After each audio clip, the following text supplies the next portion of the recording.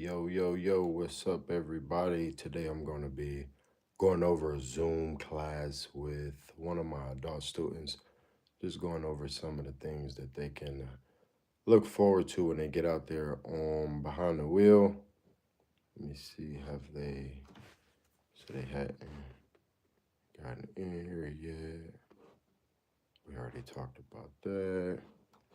Yep, so today we're going to be talking about some traffic laws, going to be diving into some different things inside of this here book here by AAA. Going to be introducing them to some of the traffic laws, some of the traffic control devices that they're going to see out there on the road, some of the responsibilities of having insurance, all of those good things. As a matter of fact, let me see. Sharing the road. Let's see. Bam. I'm going to dive a little bit into chapter 10 today as well. Just understanding how to share the road with all of the different pedestrians and folks that's going to be out there. Going over some of these practice questions. Let's see if she's gotten on there yet. So I'm going to just sit here, wait for her to hop on, and then we're going to be getting started. Get some music going. Take it from there. To get started in data analytics, you don't need previous experience or a degree. The Google Data Analytics Certificate.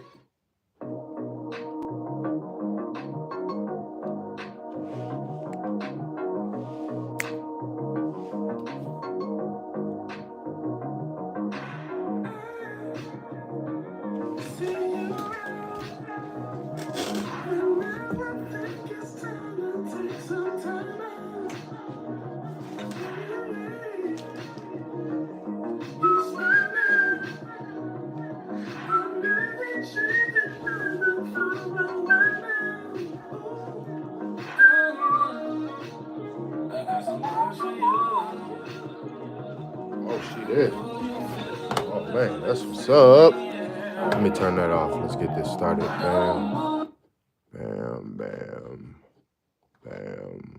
Admit. Hello.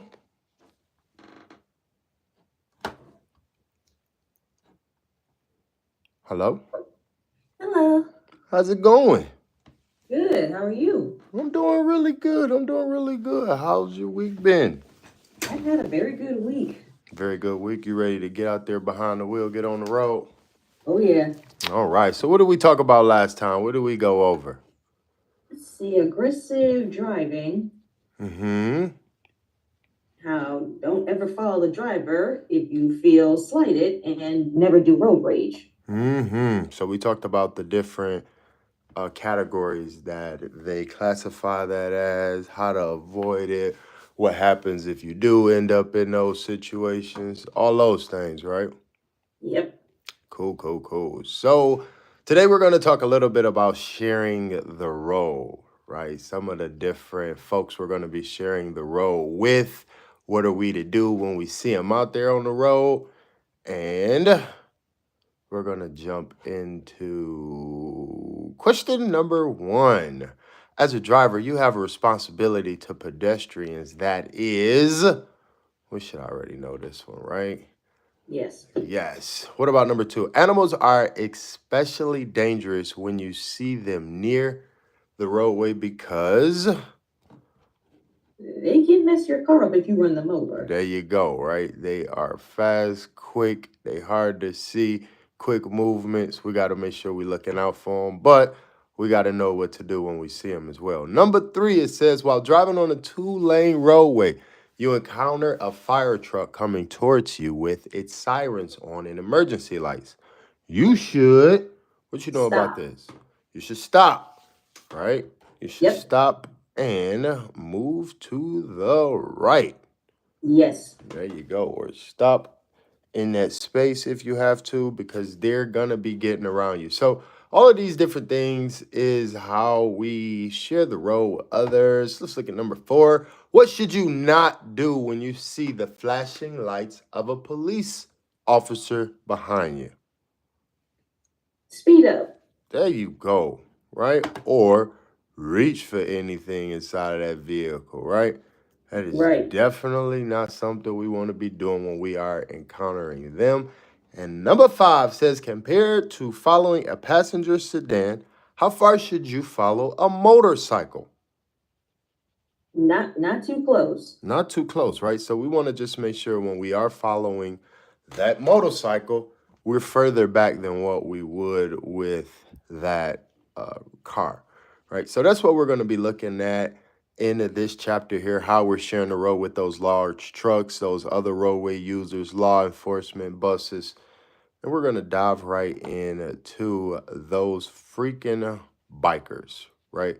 We got a bunch of lanes around out there now for them. But what we got to remember is that they got the right to the road just like everybody else. So we got to get them some space and make sure we are aware that they are out there. Let's take a look at this video right quick. Each year, about 4,000 pedestrians lose their lives after being struck by a motor vehicle. Because people are smaller than vehicles, they're harder to see. Plus, they have no vehicle structure around them to protect their bodies. So here are a few helpful points to avoid colliding with a pedestrian.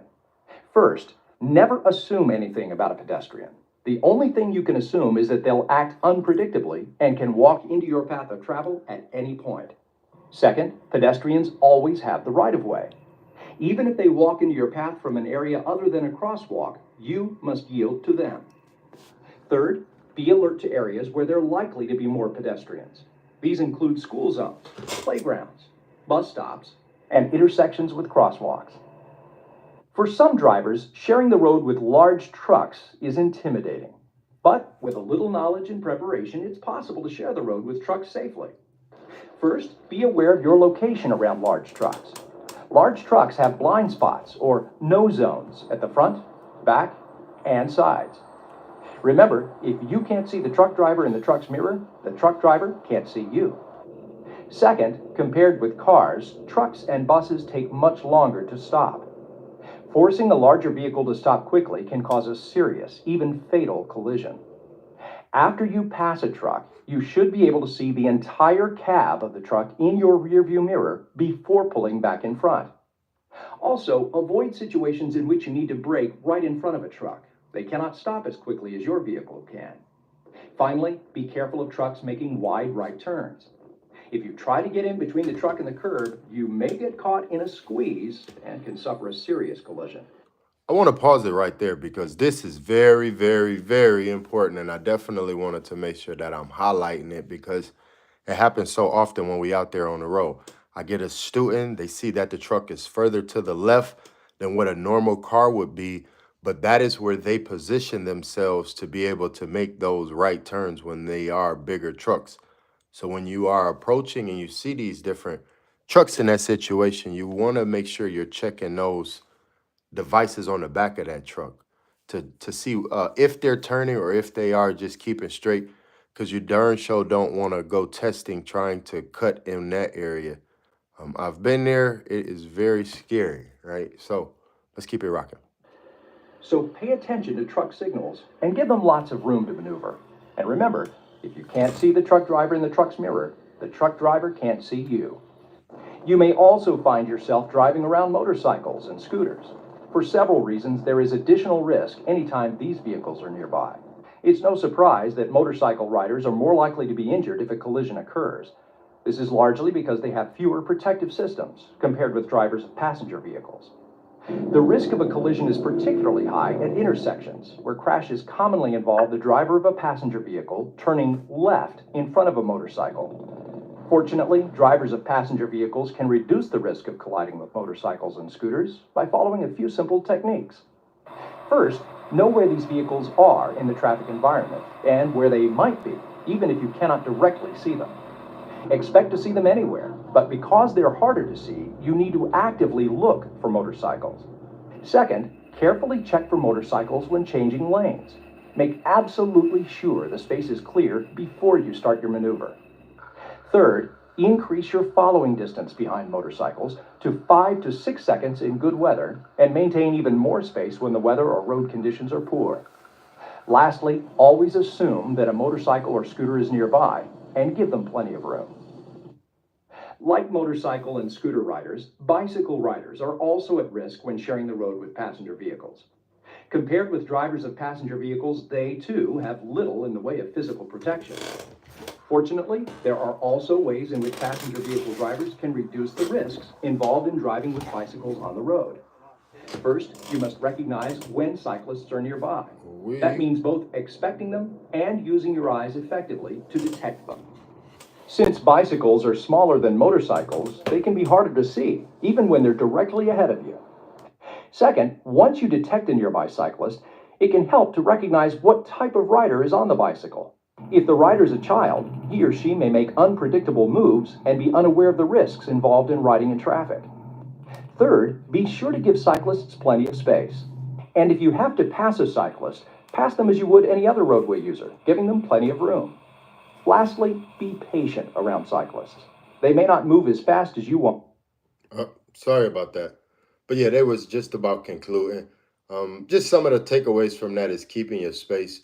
Make sure you know what is around you, whether it's a pedestrian, a truck, motorcycle. We want to just be aware of that because we have injuries out there, of course, and those people out there walking are the ones more susceptible of being hit. They have a little chart here that kind of talks about how many people make it out of an accident going a certain amount of miles per hour while when being hit. So that's always some interesting facts to know. Now, any questions from me so far? None so far. I do see more cyclists on the freeway, and we do give them plenty of space. We make sure we're not right behind them. But they can also be unpredictable on the freeway. They can like swerve All of that. all of a sudden. Exactly, all the time, and it happens so frequently. But Yeah. another part of that is also understanding and knowing where to stop at when we get out here on the road, right? So, whenever we see that solid white line, that is always going to be the first initial place that we have to stop, whether there is a crosswalk there or a light there or anything like that. So, just make sure that we are keeping that in mind when we are out there behind the wheel. Uh, so uh, go slow on green. So a lot of times you probably have seen out there, you get a lot of aggressive drivers. Like soon as that light turn green, they're taking off, gone. Right. Just want to make sure that you're looking around, making sure nobody's in that crosswalk before you just see the light turn green and then just take off. I've seen that plenty of times. They'll just take off instead of stopping to look because one car almost hit a pedestrian once. Yes. And that's what led us to this next one here. Even if that light do turn green and we are waiting for someone to cross over, of course we have to wait for them to finish crossing before we can proceed, right? Let's see, what is this one talking about? Another good thing that you're going to be noticing out there when you do start driving is how when we as drivers see these different people approaching our intersection, we kind of look up at them, make sure that they can see our face and we're giving them the right of way to go ahead and they know we're not going to be moving the vehicle. So make sure that when you are out there around those pedestrians that you do make eye contact with those individuals so that they are aware that you know that they are there. Some of the spaces that we're going to be seeing these folks, of course, is at playgrounds, parks, school zones, work areas. So just want to keep a good lookout for that when we're out there sharing the road with those individuals, right? Young kids on bikes, summertime, all that good stuff. So that just goes more into the different type of scenarios in which you'll have to be looking out. Professionals, right? When we got the trucks, the garbage trucks and stuff out there with those double yellow lines. Now, technically in this space, we aren't allowed to pass because we don't have those broken yellow lines on our side. So again, we just got to make sure we are using our discretion and following those rules out there. We got people out there gardening, they're not paying attention to the roads in a lot of cases. And definitely here in Michigan, with all of the snow and the inclement weather, you can definitely find that people just walk off into the street. I get into college areas when I was driving for Uber and Lyft, and they just act like they're made out of rubber. So you just gotta Yep. be, yeah, just gotta be really very viciously looking out for those individuals. You have a lot of different modes of transportation people are coming up with. Skateboards, they're trying to maneuver through vehicles. And again, if we're not checking that blind spot in those mirrors and stuff, we could really tear some stuff up out there. Let's see. So, bicyclists, we know about these bicyclists. They are to ride with the flow of traffic, but of course, that is not always the case. So, we do just have to be aware that they are out there and watching them. Uh, what else is some good information on this, right? So you were just talking about this when you're out there on that road, when you pass a motorcycle or any other two-wheel vehicle, just give them the whole lane in most cases. That way you're not making any accidents or accidentally running into them, anything like that. Also increasing that following distance. We went over that in that video as well. Let's see these buses. School buses. Definitely important. You know the rules with the school buses. We know that once they open up that arm, we aren't allowed to pass them on either side of the road. So just make sure that you're looking out for that.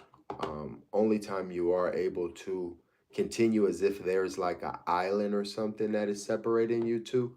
But make sure you are, aware that these different situations exist out there. You're not allowed to pass these buses once that stop sign comes out on them. So just keep a good lookout for that when you start your driving journey. Some of them do have the yellow stopper that would stop the small children from running out from directly in front of these buses or vans or things like that. So that always helps to keep our children safe out there as well. Light rail, that's all common sense. We want to stay off of those. Let's get down. See if there's some more good information in here. All right, so of course we have what is known as the right of way law, right? So whenever we are seeing an accident to the side of the road, we want to make sure that we are, if possible, giving them more space, allowing them to utilize that whole lane. So we normally lane change over. You might see emergency vehicles here or cars broken down. Same thing apply if the vehicle is on the left side. Just want to reduce our speeds, make sure we are changing lanes just to give them more space and we're not making any accidents out there. That kind of talks about what I just went over. What about these funeral processions, right? Have you seen these out there before? Yes, I have. You stop and you let them come through. There you go. Now, here in Michigan, it's kind of different than how they do it down south, right? Down south, everybody stop on both sides of the road, and it just be like a whole thing. Up here, we just, kind of follow behind or pull to the side till they pass. Just got to make sure that you aren't crossing these individuals. You will be seeing some craziness out there. Don't join this group. Just got to make sure that we are saying the obvious. The next dangerous thing out there that we have to be looking out for are those large trucks. I know you heard it in that video. Just want to make sure that I'm stating it again. They do have a lot of blind spots around their large vehicle. And if you cannot see the driver in those outside mirrors, they cannot see you. So just make sure that when you are in the space with those large trucks that you're checking out those outside mirrors because you will be able to see their face within that. And if you can't, you know that you want to be getting out of that particular space. It's not going to be safe for you to be in there. Why? Because those things are a whole lot more heavier than we are, and it is not going to be pretty if you get crushed in any of those spaces. So again, those so-called or those no zones where you don't want to be at on those trucks are where you are looking at now, right? So they won't be able to see you in this space just because the driver is sitting on that left side. And if you are too close to that driver's side on the left side, that also becomes a blind spot for those large trucks. Of course, directly behind them, you are invisible. So just make sure you are aware that they have these different spaces. They're unable to see vehicles in. So stay out of those spaces, right? They also have a much longer distance to stop than our vehicles. So we just have to account for that. Don't get in front of a truck and just stop. That could be very hazardous for everybody out there, even when they are trying to avoid us as passenger vehicles. You can see that it could be horrible. So make sure you keep your eyes on that and you are aware of it. Now, we talked about also those pavement markings, right? We also have to make sure that when we are looking at those trucks, it says trucks making a left. Be sure to stop behind that white line to give those large trucks plenty of space and room. Now, they're out there for a reason. We got to also remember that there are going to be cars entering that road as well. If we are too far up on that street when those large trucks are trying to make that left, that's when you have to back that vehicle up and you just hope that there's no vehicles behind you then, because that's when it really becomes an issue. So make sure you're keeping an eye out on that and you are remembering those things, right? Now, with those large trucks and making that right, we talked about that as well. Don't want to be trying to squeeze past those large trucks on that right side, especially with that curb to the side, because you could definitely be crushed by that trailer on that truck. So look out for that caution sign behind those larger trucks. It always helps you out in those spaces. This here is just more information about that. Just tells you what their turn radius is when they're trying to enter those smaller roads, how they have to whip it around. And I'm sure you've probably seen this out there as a passenger. So we just got to be more aware of it. Keep up on our toes when we're seeing this out there, and being aware. Don't try to pass those trucks to the right. They're really emphasizing those things. And also, there is wind currents that also come from those trucks, right? Wind currents from large trucks can threaten your vehicle's stability when you are close. So when we're on those like slippery bridges or areas where it's already bad pavement and we got those bad tires, these things is very important to know. We want to stay away from those trucks, especially if we're traveling too closely to them. It could be bad. Oversized vehicles and stuff, oversized loads out there. We'll see those. They kind of, take up a lot of space. Can't see past those. So I always have my students to pass those vehicles. Make sure we're staying out of their blind spots because it's horrible out there. What about runaway truck ramp? You ever saw one of these before? No, I haven't. I Oh, can't really see it from my end either. you can't see it. No, You can't see my screen? no, I did, but then it just stopped. Oh my goodness.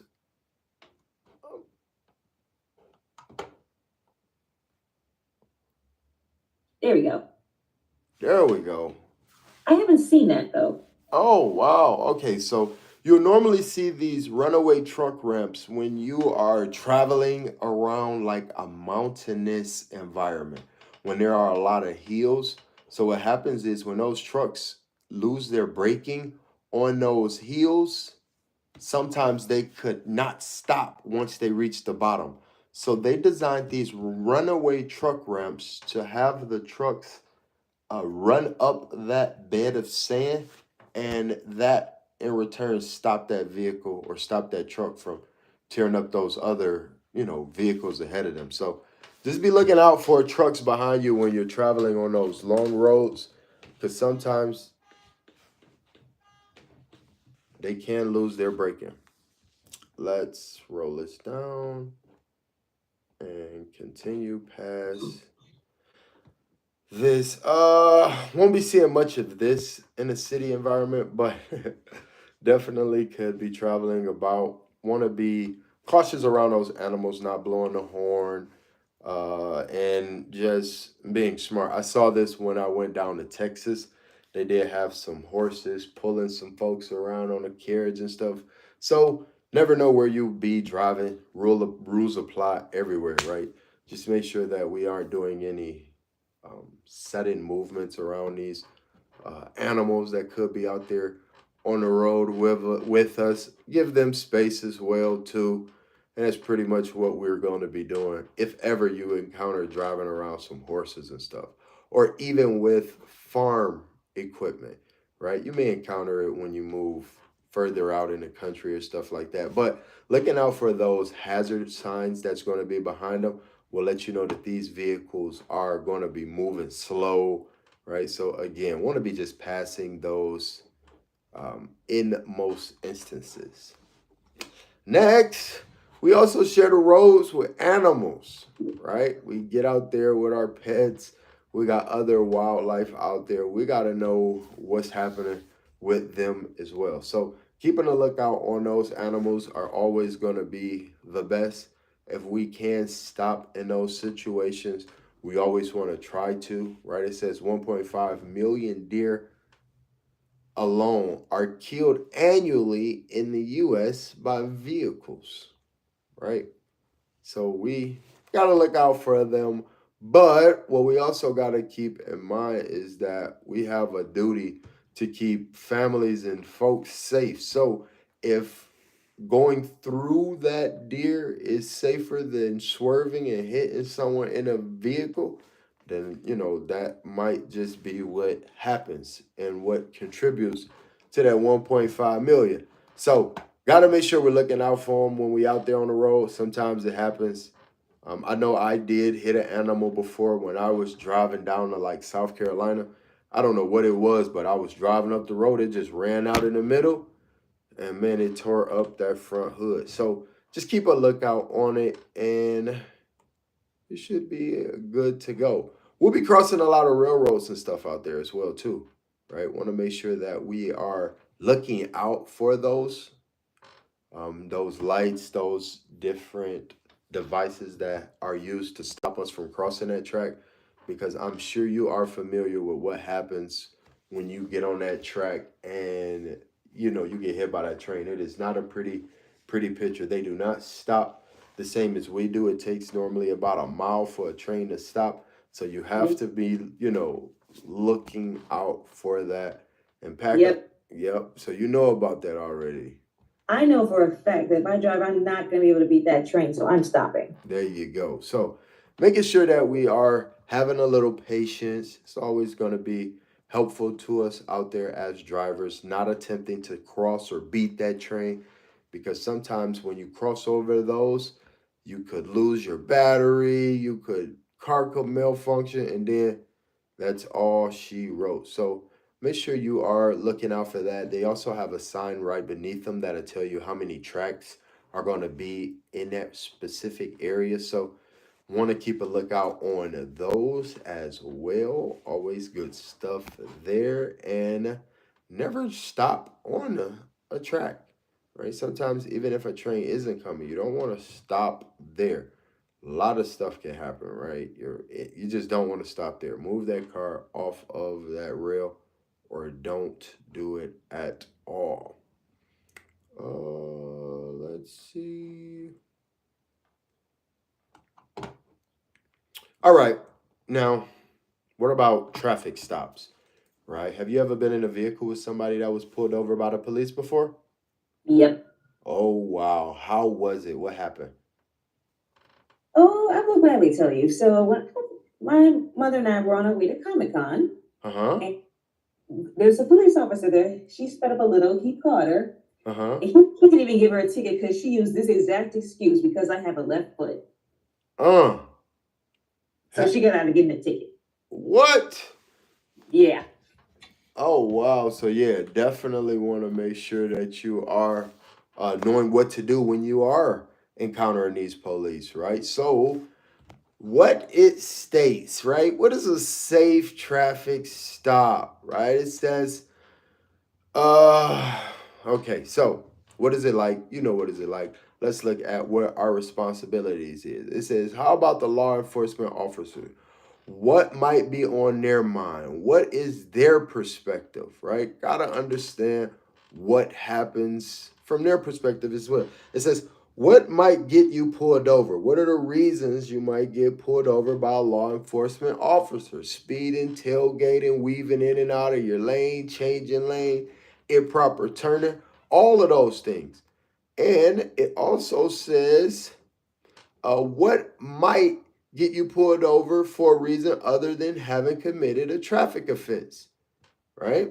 A hit and run, collision. You might have an out light inside of your vehicle. So it's a lot of different reasons that you may get pulled over out there. So just be looking out for it. But there are some steps to take when we are getting pulled over, right? So it says, step one, pulling over. After seeing the flashing lights behind you, the first step is pulling over. How do you do that? It's likely to affect how the traffic stop turns out, right? It says, after seeing the flashing lights behind you, what is the first thing you should do? Communicate to the law enforcement officer that you see them. Let them know that you see them. Pull the vehicle over. Find you a nice safe space, and get ready, right? What is the second thing you do?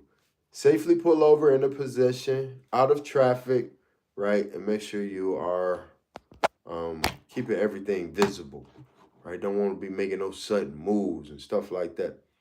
What else does it say? It says, now that you're pulled over in a safe space, what should you do next? Right? Put the vehicle in park, put your foot on the brake, remain inside of the vehicle. Don't get out unless you're asked to by the law enforcement officer. Roll down your window, answer the questions. Hey, that's the law enforcement part of this whole thing here. Any questions about this? Nope, I know all about that.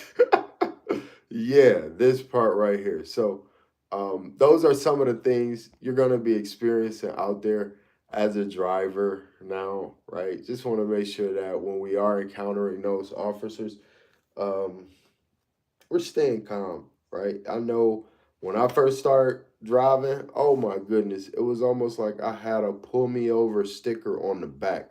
I was getting pulled over all the time.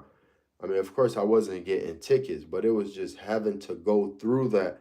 That was always sickening, right? Get your stomach to hurting, your arms itching. So just making sure we are staying aware of that. Now, can you still see my screen? Yes.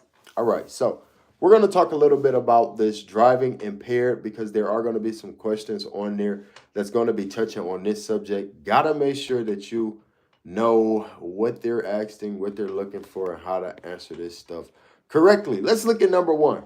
Chronic diseases can include conditions such as, oh, that's not that important, but might as well just know it. It can include all of this stuff, right? So, next thing we have to know is what are some reasons people use legal drugs? We already know this as well for all of those different things, right? So, Yep. we're getting somewhere. Just follow me. We'll get more into it. Now, the next one says, what is an example of a stimulant? We know this stuff, right? We got that nicotine, keeps us up. People take it all the time. It is what it is. But what we got to keep in mind is how these different things change our driving and how to be aware of it. What about number 4? It says more than blank of Americans regularly take prescription medicine. What do you think this is? A quarter, a half, 3/4, or 80%? I would say 1/4. 1/4, it's actually 1/2. One half of Americans are taking prescription drugs. And we're going to go ahead and dive in. So this says a drug is any substance taken by a person to achieve a better physical or mental state, real or imagined, right? So we know these different things, but how do that affect us when we get behind the wheel? Now that we're going to be licensed driver, we got to consider the risk. Drugs may interfere with anything you might do. Drugs may have side effects and they all affect different people differently. Now we got to know what that means when we're driving, right? As far as those prescription drugs, over the counter drugs, they're used to treat these different things, but are they causing drowsiness, sleepiness, and do you have to drive after it, right? Now that you're going to be driving, we got to make sure that we're reading that label. As I told you, it can be drowsiness associated with it. You get behind that wheel, you get to swerving left and right?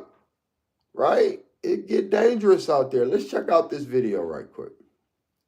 There are other drugs that affect mental and physical abilities as well. When using any drug, you should consider the risk and the effect it might have on your ability to perform even routine tasks, and especially how it affects your ability to drive. Drugs can be divided into three basic categories. They are prescription medications, non-prescription or over-the-counter drugs, and illegal or illicit drugs. First, let's look at medications prescribed by a medical professional.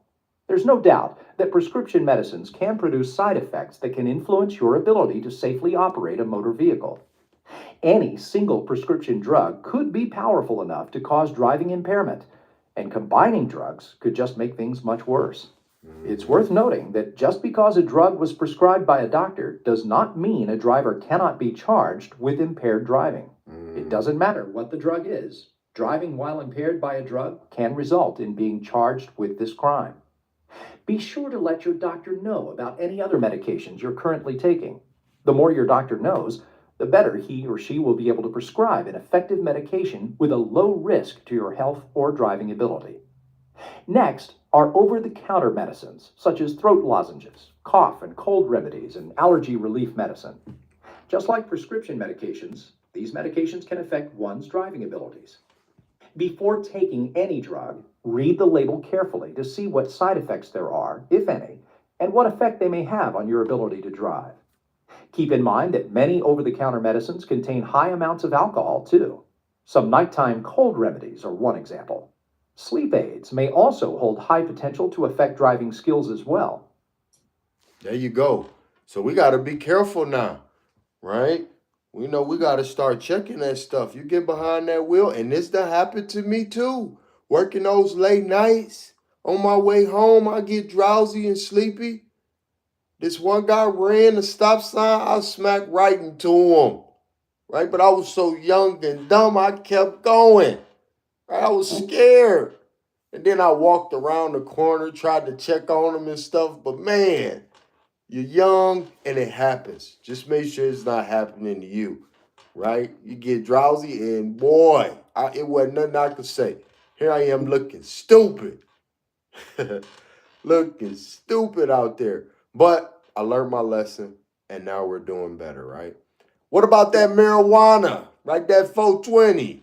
Not a fan of marijuana. All right then, it'll tear you up. You get behind that wheel, you get a little too boosted. So we just got to make sure we know the effect of these different substances on our body and how to make sure we're not letting it mess up our motor coordination, right? Not letting it mess up our skills out there. Let's check this one out right here. Tonight, Fox 25 Investigates takes on a burning question in Massachusetts. How much marijuana One cone. is too much to drive? Smoking marijuana is no longer a crime, but driving under the influence still is. So investigative reporter Eric Rasmussen put 4 volunteers to the test. And Eric, your experiment highlights why policing pot and driving is so difficult. Well, Blair, Vanessa, the same pot and the same amounts affected everyone differently. We called our test the Marijuana Mile. 4 people who already smoke agreed to drive on a closed course under the influence and also under the close watch of a professional instructor, a doctor, and an expert drug cop. Highway speed. High on marijuana. But this crash only tells part of the story. You consider yourself a good driver? Yes. 4 volunteers accepted the challenge from Fox 25 Investigates. We have here some critical cheese. Smoke weed donated by a local grower and navigate this closed course in Weymouth. A slalom, a narrow turn, and a high-speed emergency stop and lane change. Everyone took a practice run with the help of in-control driving instructor Kevin Stromsky. First up, Quentin, a 36-year-old recreational user from Boston. Lab tests show he already had some THC in his system before we started. That's the active ingredient in marijuana. I don't feel that it impairs me at all. His performance in the first round mostly backed that up. Not bad. Another daily recreational user, 24-year-old Corinne, came into our test with even more THC in her system. After smoking 3/4 of a gram, she made it through the slalom, but started showing some effects. No, you didn't stop at all. 65-year-old medical user Don started with more THC in his system than any of the volunteers. He hit a cone in his first round of smoking and driving, but aced the emergency lane change and perfectly backed into this space. 56-year-old Carol told us small doses of marijuana help her with an autoimmune disorder. And I have grandkids. I drive grandkids around a lot, so no, I don't go and drive. Maybe that's why she took it so slow in the first round. How are you feeling? Yeah, I feel a little bit high. Evaluating all of our volunteers, Middleborough Police Sergeant and drug recognition expert Debbie Batista. She takes her corners very wide. Joined by Dr. Jordan Tischler of Cambridge, we watched Carol hit the course again after a second round of smoking. A clean run through the slalom. Carol was feeling good. Keep going. But it wouldn't last through this high-speed straightaway. What happened there? Oh my God. Oh my God. Oh my God. Holy cow. Well, Carol just killed a couple of people. That was like the biggest wreck I've ever had. Fortunately, cones were the only casualties, and she wasn't alone. Corinne did some too. She hit a couple of cones. I feel pretty loosey-goosey. Loosey goosey. Confident Quentin backed into a barrier in this parking spot. I did. That was 98. After 3 rounds of smoking, ingesting more than 500 milligrams of THC, lab tests and Sergeant Batista's evaluations revealed everyone was impaired, but not in the same way. Carol slowed way down in the slalom while Corinne hit the gas. If you take Corinne versus Carol, 2 polar opposite effects of the marijuana. Somehow, Don almost had a clean run, except he forgot to put on his seatbelt. Yeah, let's go. I caught you a little bit. What we saw today was that cannabis does affect your driving. But after watching our experiment, Their level of tolerance coming into the event really did dramatically affect their ability to navigate the course. Dr. Tischler and Sergeant Batista agreed. Those looking for a fair and effective way to hold everyone accountable. Do you think you've had too much? Yeah. Oh, definitely. Still have a long road ahead. Now, our experiment So, included our... just wanted to show you that, right? Because it can definitely affect our driving out there.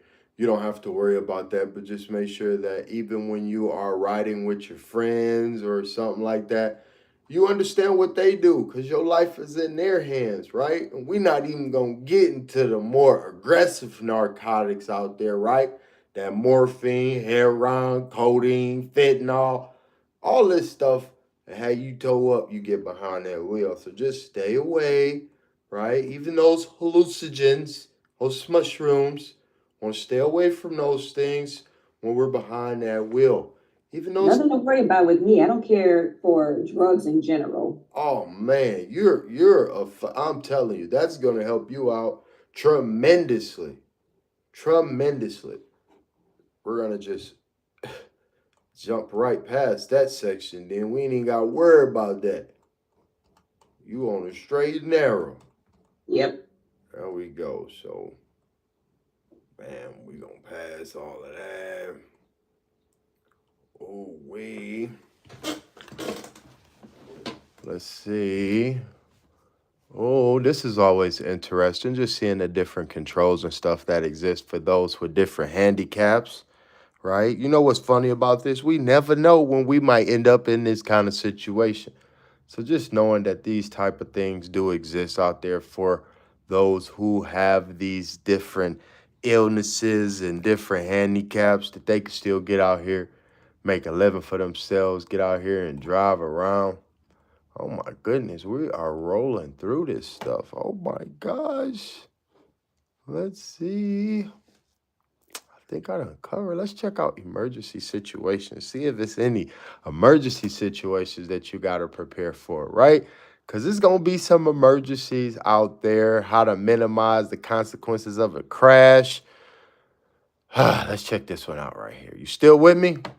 Yep. All right. So what is the first thing you should do when you run your right or left wheel off the roadway? What should you do? Apply the brakes.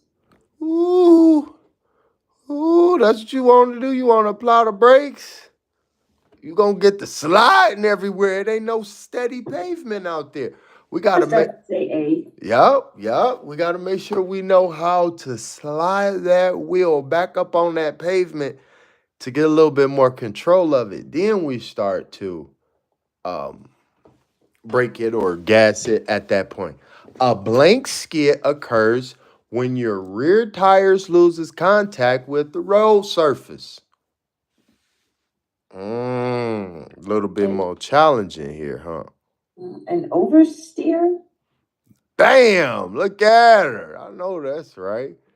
Understand it a little bit more. What information do you need to exchange with the other driver and any injured person if involved in a crash? All of the above. All of the above. And hydroplaning occurs when? When do that occur? What's hydroplaning? Okay, I don't know about this. Oh, you ain't never heard about hydroplaning? This is my first time. Oh, I'm gonna this to guess. We gonna learn about it. You said, see, your windshield becomes temporarily blocked by water thrown by large trucks, by those truck tires. Well, no. Actually, hydroplaning occurs when those tires ride up on a film of water. And what's gonna happen? It's gonna scare the hell out of you. It's gonna feel like you losing control of the wheel. The steering wheel gonna feel all loose. But I'm gonna tell you when it's gonna happen, how to avoid it, how to keep traction on that pavement. Oh, but it's gonna happen to you eventually. And the last one, it says, what should you do if a fire breaks out under the hood?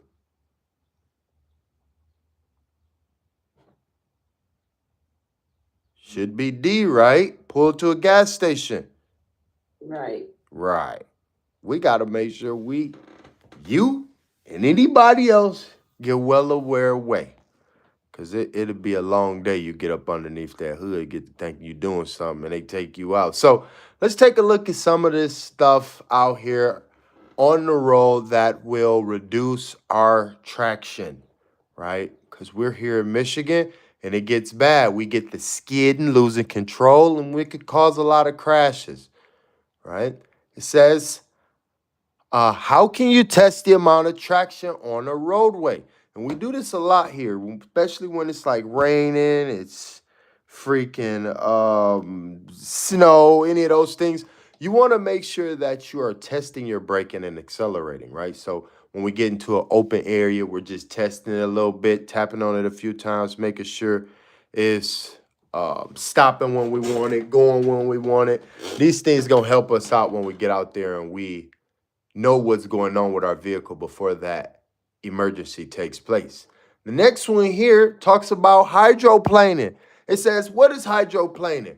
Water between the tires and the road can build until the tires are actually rotting on a film of water, right?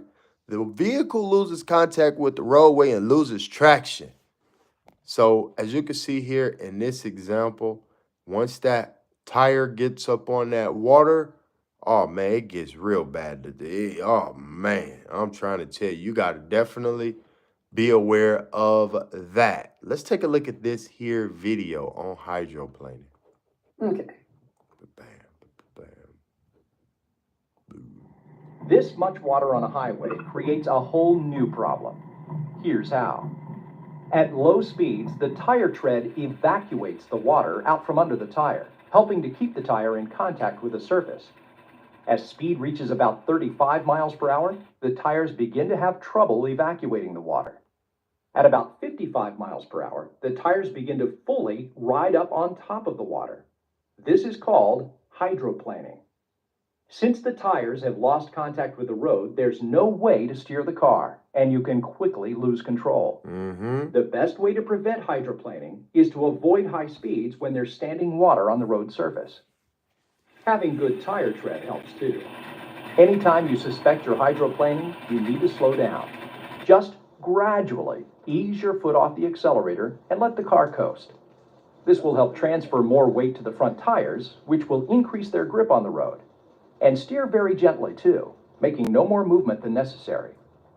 Here's another tip. Don't use cruise control in slick conditions so that you can more quickly regain any lost traction by maintaining full control of the accelerator. Hydroplaning is dangerous, and the best way to prevent it is to identify wet roadways ahead and decrease your speed to make sure your tires stay in contact with the roadway. There you go. Those are some good tips right there. But what you got to make sure also is that you got good tires on there, right? You get out there with those ball head tires, you're going to be hydroplaning on sand. So you just got to make sure you keeping a lookout on the tires that you have on that vehicle or on any vehicle that you're going to be using, because it could get real nasty out there. Now, we did talk a little bit about that off-road experience, or when you come off of that pavement. Yep. There you go, right? So it happens. We drift off from time to time, but we still got to know how to get back on there when different emergency situations happen. Let's check out this video. Here's another situation that can lead to danger. The car may have been forced off the road, or the driver may just not have been paying attention. Recovering from this situation requires special skills.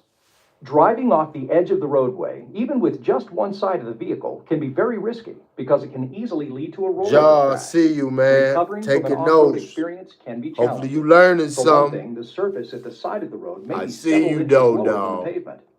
Also, the roadside surface may not be paved. If you find yourself in this situation, follow these steps. First, remain calm and keep the steering wheel pointed straight, even if you're half on and half off the pavement. Second, gently ease off the accelerator. You want to start slowing down, but without upsetting the balance of the vehicle.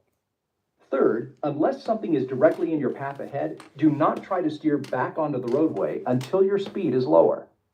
Let the car slow as much as possible before trying to get back on the road. Lastly, check for traffic from behind, signal, and turn back onto the road. No problem. But sometimes obstructions like a telephone pole or a parked car necessitate a quicker return to the road. The best steps in this situation are to coast in order to lower your speed as much as you can in the distance you have. Then turn the wheels sharply toward the road. Then, in almost the same motion in the opposite direction, turn back the other way to keep from crossing into a far lane. It's a quick 1-2 left-right action. The most common mistake is panicking and trying to get back on the road too fast, or edging gradually back and having the tires catch the edge of the pavement. The result can be disastrous. There you go. There you go. So, again, if you do pull off that road, want to make sure that you're gaining that traction back by easing it back onto that road. Don't want to get too overexcited, because that could only make the situation worse, right? So those are known as those different evasive actions that we do. It's going to be situations where you have to get around someone who stops suddenly, or something falls off someone's car and you have to do these same type of maneuver. Just want to make sure you're keeping everything under control and steering everything nice and lightly. Let's check out this one right here. This one was really interesting, this evasive maneuver.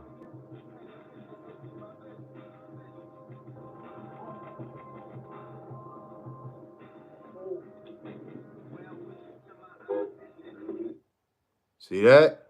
It be happening out there. Sometimes even as an evasive maneuver, you have to speed up some.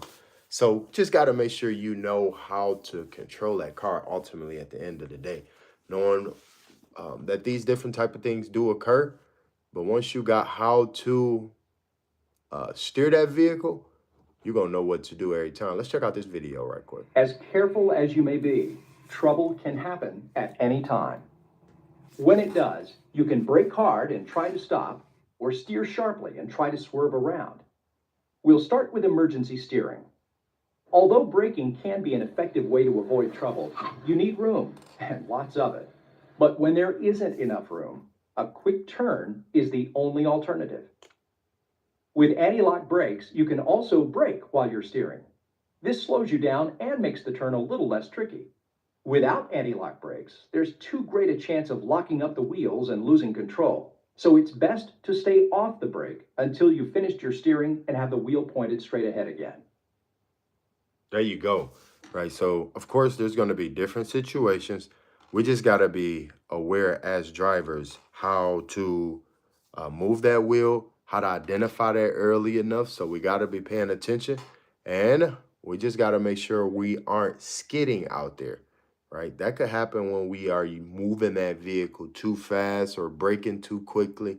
So having and knowing how to recover from those different skids, whether it's from oversteering or understeering, gonna help us out big time. Let's check out this video on skidding.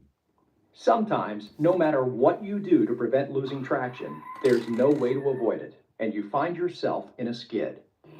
Most skids come from braking too hard, usually on a slippery surface. Sometimes it happens because you try to turn too quickly, and it can happen from trying to accelerate too rapidly. In any type of skid, the most important thing you can do is to continue to look and steer where you want to go. The next most important thing you can do is to avoid slamming on the brakes. Hitting the brakes is a driver's most typical response in any emergency situation. But in a skidding situation, slamming on the brakes will only further upset the vehicle's balance and make it harder for you to regain control. Instead, continue to look and steer where you want to go and ease up slightly on the accelerator. Be ready to turn the steering wheel back in the opposite direction to prevent the vehicle from skidding in the other direction. You may have to turn the wheel back and forth several times to completely line up with the road. The best way to handle skids is to prevent them, but knowing what to do will help, particularly if you run through the steps in your mind frequently. Cool.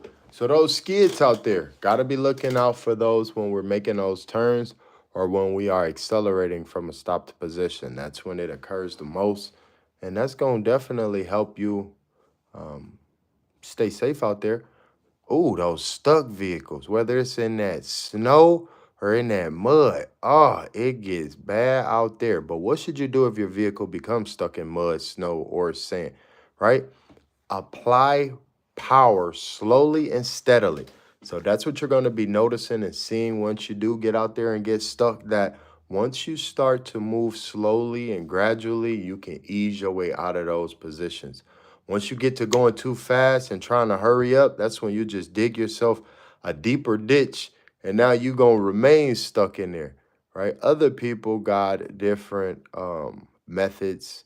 They use rocks, kitty litter. They might, need somebody to come jack them out of there. But as long as you take your time and ease out of that space slowly, you should be able to regain your traction on there. See here the different items individuals use to try to help them get out of that space. So just got to keep these different things in mind. If ever we're stuck out there, make sure you keep you a shovel in the car, especially in the wintertime, because once you get stuck, When you stuck, then you stuck, and you stuck, and you stuck. And boy, when it get cold out there, and fingers get to freezing, oh man. Light, tire, all that stuff. Brake failure. Let's check this out, because they asked this question when you're out there on the road too. Let's check it out. Here's the scene for another emergency. You're on a highway exit ramp and you need to slow down. You press on the brake pedal, a bit more, and then you realize something is terribly wrong. Brake failure. How do you handle this emergency? The first thing is to try to regain some braking power. First, rapidly pump the brake pedal several times. This may build up enough brake pressure to slow or stop the car. Next, try the parking brake. If it's mounted next to the seat, you can operate it with your hand. Remember to press and hold the release button at the same time. If you don't, your wheels may lock and you could go into a skid. If your parking brake is mounted on the floor, be sure to pull and hold the brake release lever at the same time so you can fully control the brake. If the parking brake doesn't help, downshift into a lower gear. This uses engine compression to help slow the vehicle. It won't stop you, but it might help slow you down. If these maneuvers don't help, you need to find an open space to safely maneuver your vehicle. The shoulder is your best bet, if there is one. If there isn't, look for any open area, a field, or even someone's front lawn. If there's a curb, try steering so that your wheels drag alongside of it. It's hard on the tires, but it can help bring you to a stop. It may be impossible to avoid hitting something. If that's the case, try for something soft that will give way when you contact it. Once you bring your car to a stop, leave it where it is. If you suspect your vehicle has a brake problem, do not drive it. Instead, call your auto club for assistance. Most of the time, driving conditions will be clear, but that won't always be the case. In these situations, good drivers always adjust their speed in response to the adverse conditions. Generally, this means slowing down a bit to maintain traction. You'll also be faced with driving emergencies from time to time. Whether it's another vehicle pulling out in front of you or sliding on a slick surface, you need to be ready to handle them. Prevent them if you can, but know how to respond if you have to. There you go, there you go, there you go. So just wanted to make sure that we went through those different things. Brake failure, I know that they do ask that question. On that road test, they asked me that question when I was out there. They're like, okay, you're driving on the road, your brakes go out. What do you do? I'm sitting back like, brake. So just make sure you understand that they will or they may ask those type of questions when you get out there behind that wheel. Did you have any other questions for me today before we get out of here? No, but that was the one question I wanted to ask in case your brakes don't work. That was one of the questions I wanted to know, but I'm glad the video answered that for me. There you go. That way you don't get out there looking crazy when they ask you that, right? You want to roll up against that curb to try to slow that vehicle down. Find something soft to, bump up against. But you don't want to run into a tree. You know what I mean? That'll stop you for sure. So just make sure that we're, getting out there, building some confidence. Do you have a date already to go take your test? No, do I have to go to find a driving place to take my test? Nope. You go to the Secretary of State and just take your learner's permit test. Okay. Just go to the Secretary of State. You go in there, knock that test out. It's going to be super easy. Okay. I'll make an appointment for that. Yeah, make an appointment for that. Go in there, get that learner's permit, and then you're allowed to go out and train with myself or other driving instructors. And then you go and take your road test and you get out there on the road. Alrighty then. You have yourself a great rest of the day. Do we have any more sessions or is this the last one? This is our last one. Okay. All right. Have a good one.